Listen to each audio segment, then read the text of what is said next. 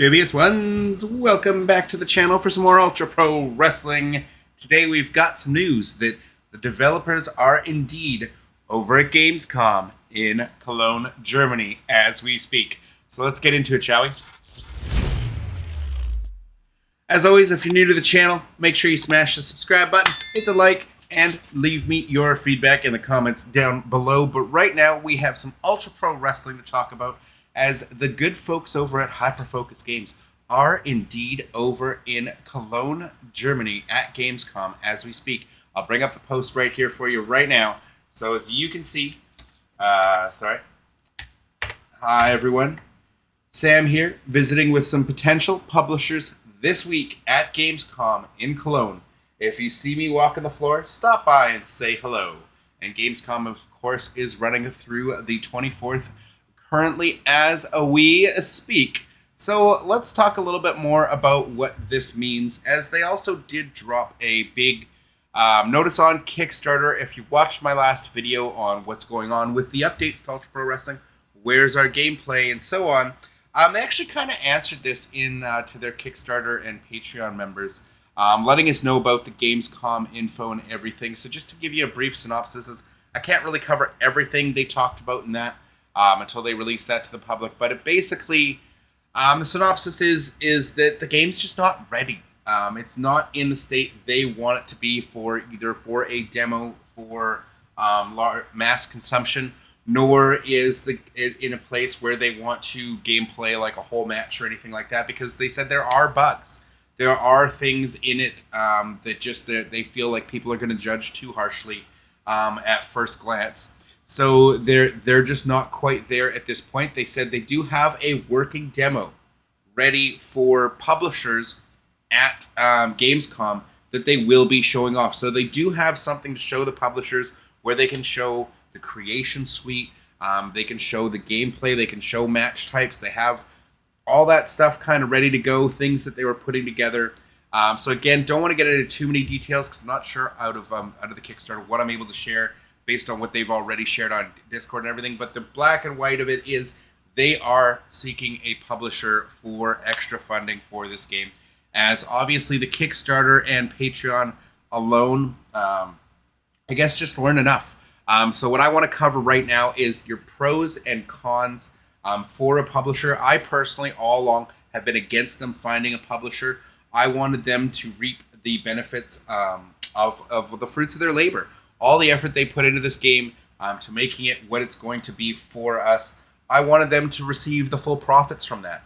I also didn't want any more cooks in the kitchen. I kind of wanted this game to be Sam's vision and that alone, and maybe with, obviously with the input of the few other guys he's got working with him over at Hyperfocus Games. So to me, the cons of having a publisher is now you're going to be beholden, potentially, not guaranteed, but potentially, depending on how much, how far in and what kind of contributions these publishers might be throwing in as far as funding and things.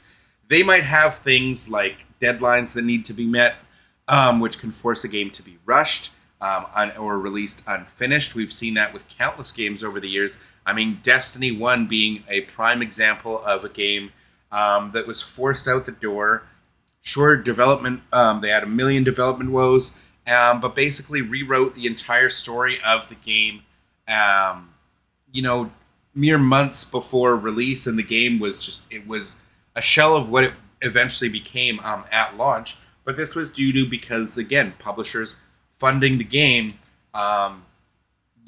demanding it come out at a release date. Now you can argue that's going to be a good thing because it'll force this game eventually out the door potentially.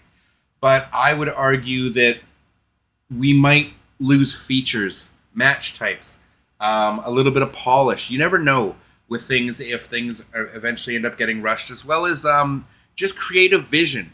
Things you could be losing if you have too many cooks in the kitchen. You end up with a project like AEW Fight Forever. Now, I'm not saying THQ Nordic, their publisher, were getting involved with the creative process at all with AEW Fight Forever. Quite the contrary. I don't know how involved, if at all, THQ Nordic themselves were in what ended up happening with AEW Fight Forever. But the developers themselves butting heads with AEW creatives like Kenny Omega or Cody Rhodes at the time, or the Young Bucks, all these people giving their ideas of what they think would be cool in a game. We want party games like Mario Party, which is why you ended up with all those weird mini games. Like so many guys giving suggestions of what they wanted to see, but not understanding what development that would take away from. So they're like, well, is a creation suite important? Well, at the early parts of development for AEW Fight Forever, they were like, the creation suite's not as important. Then they realized throughout development, oh, it's actually really important. So they tried implementing it, and we saw with the creation suite, the creator wrestler we got in AEW Fight Forever, completely unfinished. You could see there was a handful of hairstyles of wrestlers that were in game, and even some for wrestlers that weren't in the game, like Kota Ibushi's hair was in there. So you saw the development of what they wanted to get, and then it looked like just funding dried up. So the creation suite never got properly finished and was left in there half-assed. But I feel like the creation suite was integral to the career mode in that game. So it just ended up coming out as this unfinished mess with a lot of great ideas, a lot of great concepts, a good engine. But because there were so many cooks in the kitchen, I feel like it ruined that game. Whereas with Ultra Pro Wrestling, I was very excited because Sam is, whether you like the vision he has for the game or not, it's one vision, it's one person deciding this is what we're going to do, this is what we're going to put in. And I don't want that to change. I don't know what publishers they'll be speaking with. Obviously, there's going to be a huge number of people. They're going to basically be showing off this game to any publisher they can over at Gamescom, I would assume. So it really depends on what publishers have what visions for the game, what they're going to be contributing to help out. Obviously, they just need extra funding. What do they need that funding for? Well, they need more people to help on the development side. And from what I understand, they actually have people lined up, depending on the kind of funding, if they're able to find funding, just on what, like they'll be able to start getting people right away. They have the people ready to go on standby of, okay, boom, we can start fleshing out whatever it might be. Say an MMA cage match, like an MMA style match, or like a cage being designed, or like this is just, again, hypothesis of what they would throw those people onto developing, or the career mode, or, you know, a TLC match, a tables match, what table weapon physics, like who knows exactly what needs to be developed at this point in the game. I'm just throwing ideas out there. But that, like, they just need more funding at this point. And unfortunately, the Patreon and the Kickstarter just weren't enough to fund this game to the point where they want it to be or where we want it to be. So let's move on to some of the pros, because the negatives on my side, again, biggest takeaways for negatives for having a publisher is too many cooks in the kitchen. They might stifle the creative vision. You might not be able to implement certain features or things you wanted. The game might not come out exactly to your vision or Sam's vision of what he wants for the game. That's potential negatives. Another one is, of course, if they're putting this kind of capital up to build the game, then profits from the game, obviously a portion of that is now going to go to the publisher. So if this game does become a cult classic and becomes really popular, it's taking away from potential future funding for post-launch DLC content. So things like the 90s career, the 2000s career, new match types, new creation parts. Some of that funding that we could have had they not needed a publisher, again, if they didn't need it.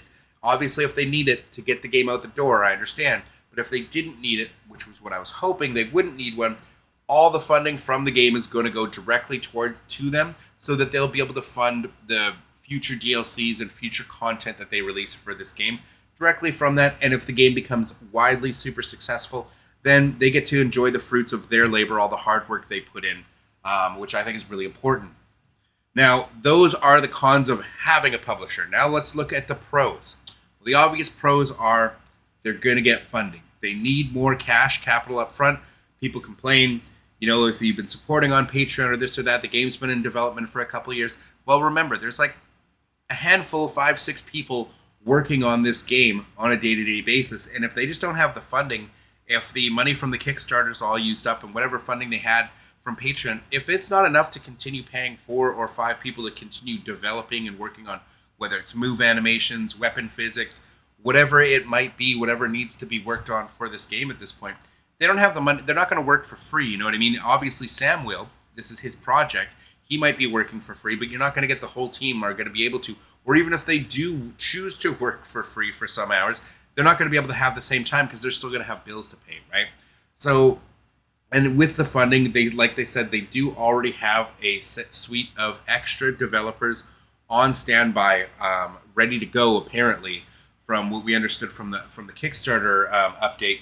So that's actually really good news to hear. So again, on the positive side, they're going to get the capital they need, hopefully, if they find a good publisher, one that fits that works for them, and is hopefully able to kind of be more of a hands-off kind of deal, like see that they have a vision for the game, and they're just able to help provide them the capital they need, and they're not sacrificing too much on the back end, and that they're still able to get, hopefully Sam and crew are able to get a good return on all their time and everything they put in, and we're able to get that post-launch content that we want. But again, the pros, obviously, capital. They need capital to get this game out the door, to get it to where it needs to be. So that's that's why you get a publisher, is for that reason, is to help fund the game. So obviously, pros will get the game sooner. They'll be able to hire more developers. Hopefully the game gets to the point, to the polish, and gets to look exactly how they want it to. Because if I'm just looking at these move animations right here, what I'm seeing, to me that's awesome, because I would be happy with this graphical style, No Mercy, in 2025, with a better creation suite, with a community creations, with an online player base, and having a new career mode. To me, that's cool. I'm happy with that.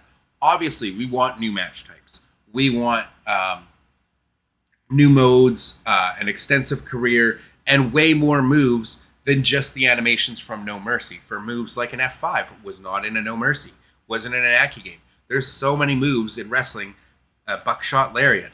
I don't even think the styles clashes in No Mercy, if I'm correct. So there's a lot of moves, key moves and finishers of your favorite wrestlers that need to be in this game that aren't part of the No Mercy move set that you're seeing here. So obviously that's going to cost money, right? So we want to have this game be everything it can be.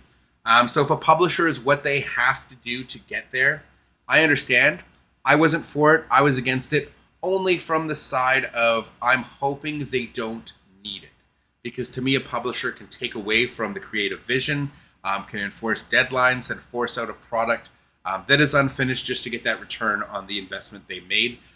So I didn't want the guys at Hyperfocus Games to have to deal with that. But if they're in a situation now that the only way to really get this game out in a reasonable time frame, because I don't think we're going to see this in 2025 at this point. If they're looking for a publisher now and they need the funding, don't expect this game by the end of this year. Because if it was coming out at the end of this year, I don't think they would need a publisher at this point for the extra funding. If they do get the funding and it comes out at the end of this year, I mean, amazing, fantastic. Again, but I just hope this game turns into everything that Sam has a vision for, because again, I know the guys at Hyperfocus Games are super, super passionate guys.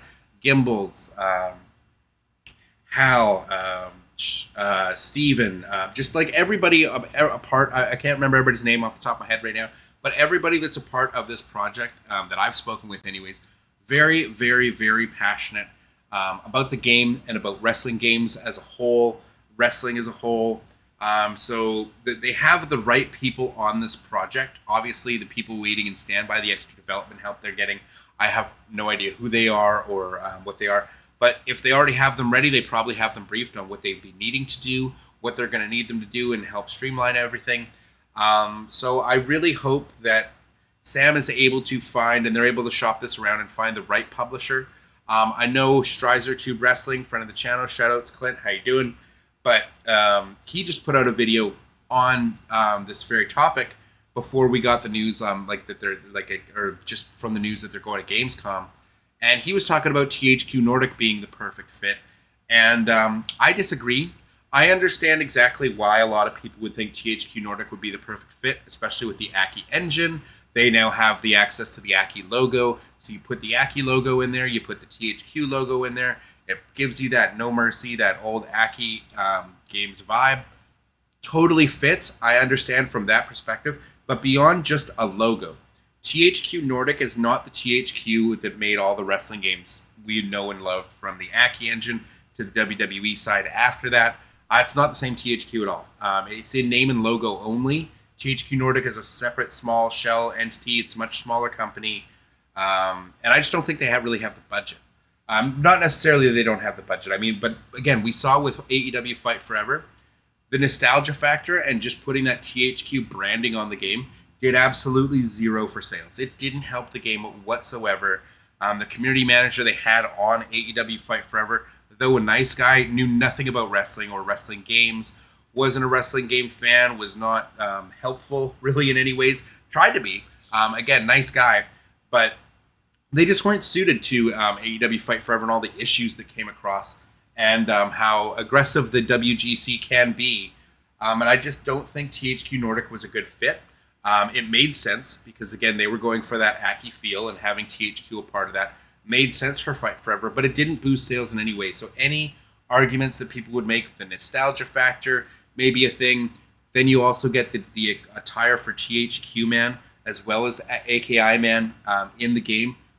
Great, but other than that, I don't think you're going to be boosting sales just placing that THQ logo on the box. It's not going to get your random 40, 50-year-old fan that's like, I remember No Mercy. Oh, look at this random thing there at a Walmart. This has got the THQ logo on it. It's a wrestling game. It's got the AKI logo on it. Anything benefit that you would get from that THQ logo, you're already going to get from the AKI logo being a part of Ultra Pro Wrestling. And I think people overestimate that nostalgia bait and how it would affect sales, because I feel like all the people that would affect are already going to buy this product. They're going to buy it with or without THQ being a part of it. THQ Nordic, I don't think would do anything on that side of things. Now, that's not to say if they're not the right partner. If Sam shops this game around and THQ Nordic, especially with their time with AEW Fight Forever, maybe they're interested and they're inclined and they're able to give the best offer to Sam that fits for them, because then it's fine. It's basically Sam's got to shop it around, and whoever's either offering him the most money or is the right fit as far as creative freedom and finances and everything else, whatever it is for Sam, whatever they're looking for a publisher for, they'll find the right fit. And maybe THQ Nordic is the only one that even makes an offer, so they have to go with them. There's a lot of situations where THQ Nordic could be the publisher for this, and great. Or they find someone else, great. But I don't think the reason that a lot of people are excited and say THQ, they should go with THQ Nordic, I don't think it's going to make the same difference that people think. We already have seen what the THQ Nordic just branding on the game can do for a wrestling game with Fight Forever, and the answer was nothing. It did nothing for sales, right? It should have helped pre-orders if it was going to do anything. It didn't do anything. And they already have that AKI branding on it, so I don't think there's going to be any benefits on that side of things. Now, as far as financially, if they're able to give the best offer to Ultra Pro Wrestling and Hyper-Focus Games, then fantastic. Go with THQ Nordic. Go with EA. Go with Acclaimed. Go with whoever's at Gamescom, and you speak to them, or the guys over at Hyper-Focus Games, find the right fit, good for them, but I don't think they should be going out of their way to sign THQ Nordic just for that nostalgia factor and for that THQ branding and that screen at the beginning of the game with the AKI screen, just to give you that nostalgia, No Mercy feel. I really don't think they should be seeking out THQ Nordic just for that. But if they end up being the right choice for other reasons, then that's fine, right? But let me know in the comments down below, which publisher do you think makes the most sense for them? Is it THQ Nordic? Am I completely off base with this? But I just think we saw with Fight Forever what they did. It wasn't a whole lot. The post-launch support, their community managers, they didn't do anything, right? They really did nothing. There was no post-launch real support for AEW Fight Forever, and it's just, I don't know. I felt like THQ Nordic themselves added nothing to Fight Forever and weren't really helpful or needed. It was really just for a logo, and I don't want to see Hyper-Focus Games get a publisher just for a logo. Do you know what I mean? So if they find the right fit for them because finances and creatively and whatever it makes the most sense, whoever that publisher is, I don't care. I really could care less what publisher they go with. I just want them to find the right deal for them. Personally, in the ideal world, they wouldn't need a publisher at all, and they'd be able to do this all without. But obviously, it seems like they do need that extra financial backing. So again, I just hope they're able to find the right deal. So again, all we know at this point, again, I don't know how much I'm able to touch on what the info they released in the Kickstarter, but they definitely do have a working demo build for publishers to play themselves, to see the game. it is just going to be buggy, but again, publishers at these events, they're well aware that these games that they're games they're going to look at and they're looking to find partners for, they're not going to be unfinished products. They're going to be buggy. They understand that. They just don't want to show us this buggy mess, as a lot of fans, us in the WGC, aren't always so forgiving, and they're going to look and say, well, this project's been worked on for 2 years, and look how buggy it is. It looks like a mess. And they might look at it as a finished product and think this is terrible, and then never look at the game again, right?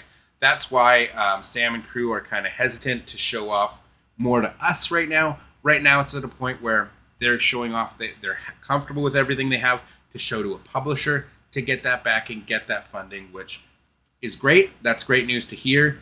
And I just hope the game just needs a little bit more polish, and hopefully, if we got this by end of 2025, that would be a miracle to me from hearing all this, as if they're only getting a publisher or seeking out one at the end of August in 2025.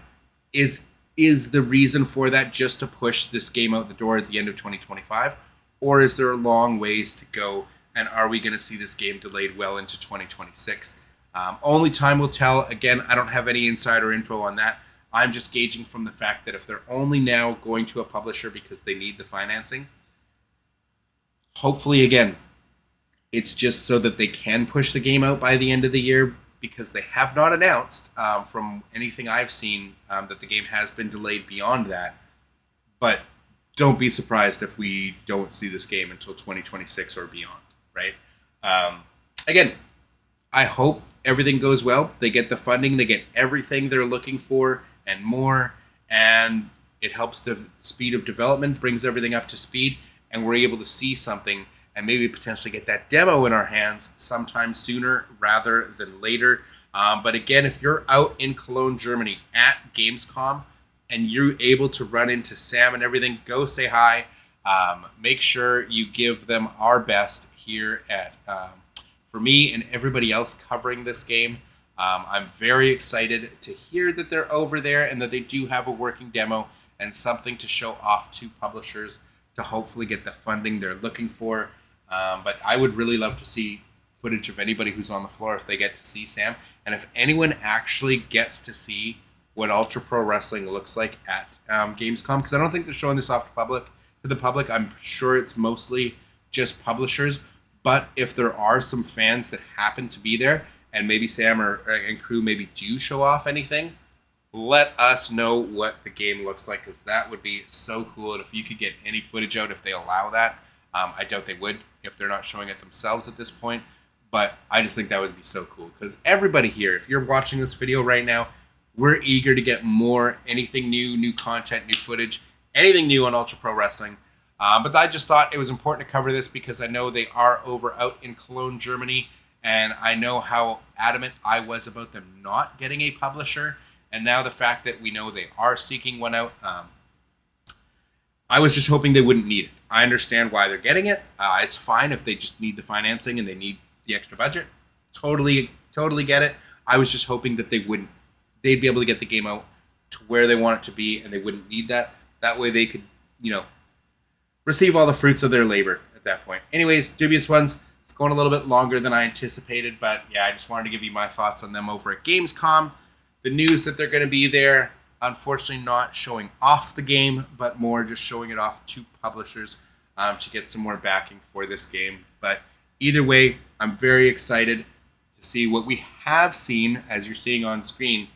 This game is it's coming along greatly in development. Obviously, you can see certain little issues, polish, things like with the arms clipping and stuff like that. They're going to need to fix that, but hopefully they get everything they need from their publisher and they're able to smooth all those things out and get everything done so that we can finally get this game in our hands and finally get that amazing alternative that we've been looking for to the 2K franchise. Fingers crossed. Anyways, Dubious Ones, I appreciate you all for watching. Please leave me your feedback in the comments down below. Let me know which publisher you'd like to see them go with and why. And I will see you all in the next one. Thank you all for watching. Till then, peace.